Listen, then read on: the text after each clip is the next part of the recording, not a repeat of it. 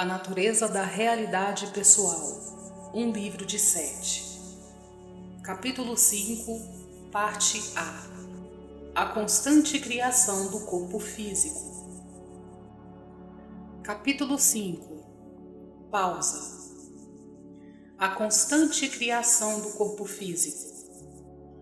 Como mencionado no capítulo 4, a mente consciente é uma porção do eu interior, essa parte que emerge, por assim dizer, encontrando-se com a realidade física mais ou menos diretamente.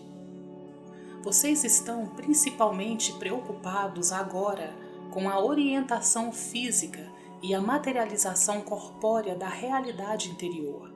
A mente consciente, portanto, mantenha em fácil acesso às informações de que você precisa para um dia a dia eficaz. Não é necessário que você mantenha firmemente em sua consciência dados que não se aplicam diretamente ao que considera sua realidade física em um determinado tempo. Pausa. Uma de muitas. Assim que houver necessidade desses dados, ajuda, informação ou conhecimento, eles surgirão imediatamente, a menos que suas próprias crenças conscientes formem uma barreira. O foco preciso e concentrado de sua mente consciente é muito necessário na vida física. É devido a esta qualidade altamente seletiva que você pode sintonizar-se com um âmbito particular de atividade que é físico. À sua própria maneira, os animais também possuem esta consciência seletiva. Eles também focalizam sua atenção em direções muito específicas, percebendo a partir de um vasto campo geral de percepção estímulos que são reconhecidos e aceitos em uma forma organizada. Ora, a mente consciente dos animais ligada a seu cérebro físico torna possível esta seleção necessária. Sem ela haveria um efeito desfocado que tornaria a sobrevivência física impossível. Assim, certas porções do eu interior aparecem no primeiro plano do ser. Nova sentença. Como na sua vida, sua mente é conectada ao cérebro e ao organismo físico.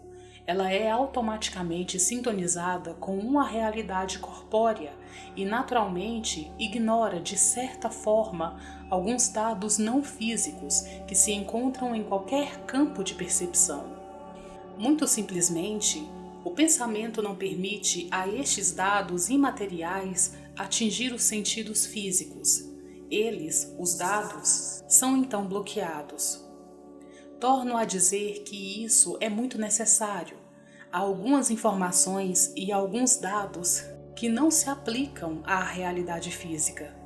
Alguns são percebidos por entidades não físicas que os organizam em seu sistema de realidade, onde tem significado, mas não nos preocuparemos com eles ali. Enquanto você for físico, estará sempre concentrado em certos dados, com a exclusão de outros. Em outros tipos de realidade, entretanto, você pode ignorar completamente o sistema físico, focalizando os sistemas de existência que agora não são reconhecidos dentro do seu próprio. Em sua vida atual, a mente consciente avalia a realidade física e tem atrás de si, à sua disposição, toda a energia, poder e habilidade do eu interior. Qualquer informação que necessitar estará disponível. Seu trabalho é avaliar essa realidade eficazmente, usando o foco mencionado anteriormente. Ver capítulo 2. Devido a seu caráter, a consciência ou a mente consciente não pode ser mergulhada em um excesso de detalhes ou de informações. O eu interior envia-lhe apenas as informações que ela pede ou sente que são necessárias. Em grande escala, então, as crenças conscientes agem como grandes liberadoras desses dados interiores, ou como inibidoras deles. Você está me acompanhando? Sim. Seth faz a pergunta por causa de prolongadas marteladas, vindas do apartamento abaixo do nosso. 22 horas e 16 minutos. A mente consciente está ela própria desenvolvendo-se e expandindo-se. Ela não é um objeto. Ela aprende por meio de experiências e dos efeitos de seu comportamento. O eu interior produz os resultados desejados pela mente consciente. Ele não deixa a mente consciente com pontas soltas, nem o isola das fontes de seu próprio ser. Como a mente consciente é parte do eu interior, obviamente é feita da mesma energia, cheia da mesma vitalidade e revitalizada pelas fontes profundas de criatividade, das quais todos os seres emergem. Você precisa entender que ela não é separada do eu interior. O eu interior mantém vivo o corpo físico, mesmo enquanto o forma. A tradução miraculosa constante do espírito em carne é executada com energia inexaurível pelas porções interiores do ser, mas em todos os casos, o eu interior procura a mente consciente para sua avaliação das condições e da realidade do corpo, formando a imagem em harmonia com as crenças da mente consciente. Assim, mais uma vez, você forma a realidade por intermédio de suas crenças e sua produção mais íntima é seu corpo físico. Suas crenças sobre ele alimentam constantemente dados interiores. Você organiza em nível inconsciente os átomos e moléculas que compõem suas células para formar seu corpo. O projeto, contudo, é feito por suas crenças conscientes. Para mudar seu corpo, você muda suas crenças, mesmo em face de dados físicos ou evidências conflitantes. Cada um tem um corpo e uma consciência. Vocês podem treinar estas ideias aplicando-as a seu corpo. Por enquanto, estamos levando em consideração o fato de que, falando de maneira geral, você não vai se tornar 1,5 metros mais alto fisicamente, se for um adulto já desenvolvido, porque existem certas leis físicas com as quais você precisa contender. Trataremos mais deste assunto em outra ocasião. Nesse contexto, você pode até parecer mais alto, afetando outros como se o fosse, que é o que na verdade deseja. Mas exceto algumas condições que serão mencionadas mais tarde, você pode tornar-se saudável se estiver doente, magro se estiver com excesso de peso, ganhar peso se preferir, ou alterar sua imagem física profundamente pelo uso de suas ideias e crenças. Elas formam a planta pela qual você faz seu corpo, saiba ou não disso. Seu corpo é uma criação artística, formada e constantemente mantida em níveis inconscientes, mas bem em sintonia com suas crenças sobre o que e quem você é. Pode fazer uma pausa. 22 horas e 37 minutos a 22 horas e 55 minutos. Ditado: constantemente você faz sugestões a si mesmo sobre seu corpo, sua saúde ou falta de saúde. Você pensa sobre seu corpo com frequência e envia uma barreira de crenças e instruções ao eu interior que afetam sua imagem física. Como mencionei antes, seus pensamentos têm uma realidade vital muito definida. Crenças são pensamentos reforçados pela imaginação e pela emoção a respeito da natureza de sua realidade. Ora, os pensamentos em geral possuem uma realidade eletromagnética, mas saiba você ou não, eles também têm um valor sonoro, ressonância interior. Você sabe a importância do som exterior. É usado como método de comunicação, mas é também um produto derivado de muitos outros eventos e afeta a atmosfera física. Ora, o mesmo acontece com o que chama de som interior, o som de seus pensamentos dentro de sua própria cabeça. Não estou falando aqui de ruídos do corpo, embora você também os ignore. Os sons interiores têm um efeito ainda maior sobre seu corpo do que os exteriores. Eles afetam os átomos e as moléculas que compõem suas células. Em muitos aspectos, vale dizer que você exprime seu corpo, mas com uma linguagem interior. O mesmo tipo de som construiu as pirâmides, e não foi som que você pudesse ouvir com seus ouvidos físicos. Esses sons internos formam seus ossos e sua carne. O som existe em conexão com as palavras mentais que você usa ao pensar. Pausa, às 23 horas e 5 minutos. Podemos observar aqui que Seth dedicou um grupo de sessões em novembro, dezembro e janeiro, passados a alguns dos significados e usos do som interno e externo. O material era novo para nós e incluía informações sobre o uso, por parte dos egípcios, de sons inaudíveis para ajudar a construir as pirâmides. De acordo com Seth, os romanos também empregaram tais sons para construir a enorme, verdadeiramente impressionante cidade de Heliópolis, em Baalbek, onde agora fica o Líbano, no Oriente Médio. Veja a continuação destas notas ao final da sessão. Não importa em que língua você se dirija a si mesmo, por exemplo, o som é formado por sua intenção, e a mesma intenção, estou dizendo isto de modo bem simples, terá o mesmo efeito sonoro sobre o corpo, independentemente das palavras usadas. Como Seth, Jane fez uma pausa durante sua transmissão. Evidentemente, ela mudou de ideia sobre o que dizer e como dizê-lo.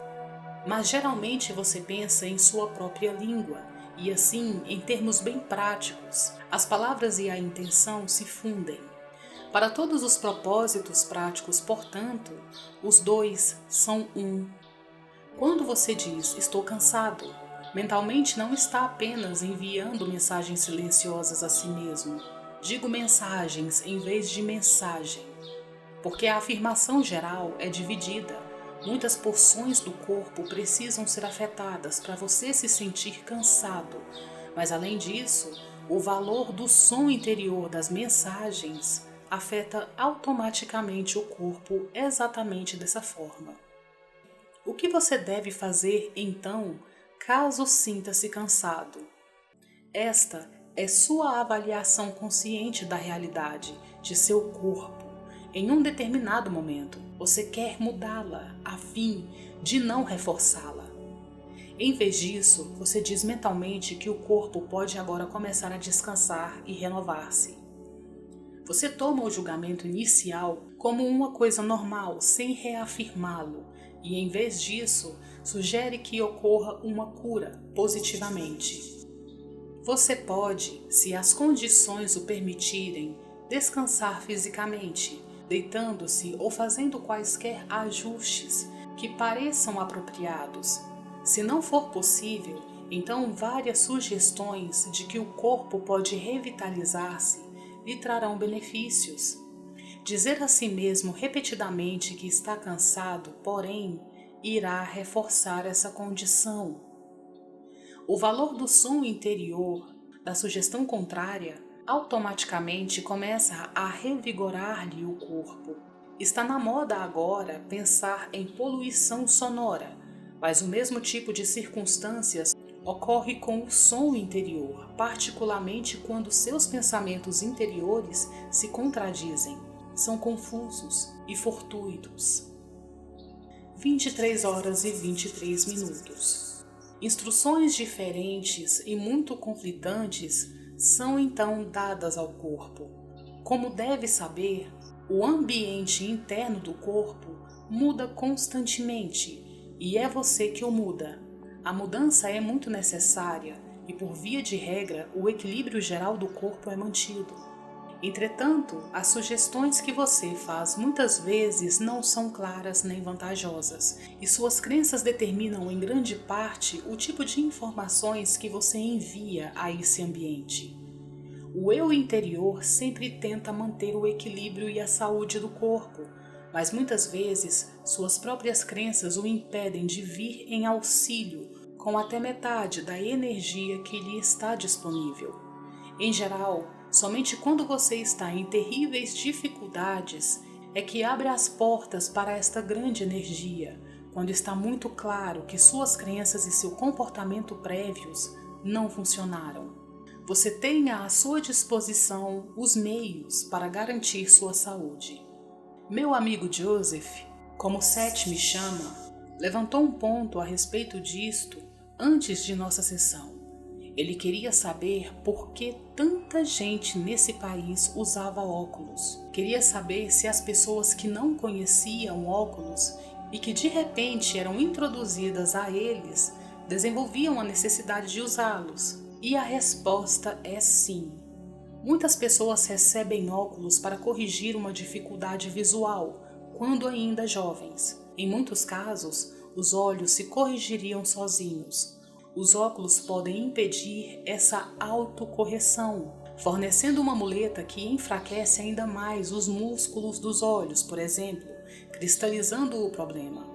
Quando você acredita que apenas óculos corrigirão sua visão enfraquecida, então os óculos o farão. Em vez disso, você precisa descobrir a razão da crença que está por trás do mau funcionamento ou não funcionamento físico, e se isso for feito, a visão automaticamente melhorará. Agora, para a maioria das pessoas, é mais fácil arranjar óculos. Terminamos o ditado. Está bem. Vamos falar sobre a profissão médica, e é tarde demais para isso. Agora Hubert deve aproveitar as sessões de relaxamento quando elas ocorrem, tentando capturar seu estado mental então, em momentos normais. Desejo-lhes uma boa noite. Boa noite, Seth. Muito obrigado. Diga-lhe que minha energia sempre esteve à disposição dele. Ele pode usá-la livre e plenamente. Isso não negará nem bloqueará minha existência. Ela está disponível a qualquer momento e também é dele por direito e minha por direito. Pertence a todos os seres por direito. Simplesmente é manifestada de muitas formas em vários momentos. E boa noite. Boa noite. Final às 23 horas e 37 minutos. Jane ainda se sentia mais ou menos descontraída, bamba. Ela riu. Não fiz absolutamente nada desde as 3 horas da tarde, a não ser jantar e participar da sessão, e neste momento sinto-me muito bem. Achamos que o relaxamento segue naturalmente o fluxo de sua prolongada e intensa atividade psíquica. Ela não teve sessão segunda-feira à noite, por exemplo, nem Seth apareceu na aula de ESP na noite passada, e ela já cancelou sua aula de composição literária de quinta-feira à tarde. Acrescentando a anotação das 23 horas e 5 minutos sobre som, as sessões de 1971 a 72 mencionadas ali também continham muita coisa sobre os significados internos do som e o desenvolvimento e o uso de Sumari por parte de Jane. E mais uma vez, reporto-me à introdução dela. Como Seth nos disse, o Sumari bloqueia eficazmente a tradução automática de experiências interiores em estereótipos verbais cotidianos. Um de seus serviços será ensinar a Jane como libertar-se de suas cognições interiores o suficiente para poder traduzir os manuscritos do orador sem distorcê-los fora de toda proporção. Como com o Sumari, esperamos que referências aos oradores sejam incluídas neste livro de vez em quando. Em termos de reencarnação, os oradores estão ensinando personalidades que atravessaram séculos. Seth comentou no capítulo 20 de Seth Speaks: os oradores, mais do que a maioria, são profundamente ativos em todos os aspectos da existência, sejam físicos ou não físicos, despertos ou adormecidos, entre vidas ou em outros níveis de realidade. Ironicamente, vários dos manuscritos muito antigos do orador são completamente verbais. Eles não foram escritos por causa da crença da época,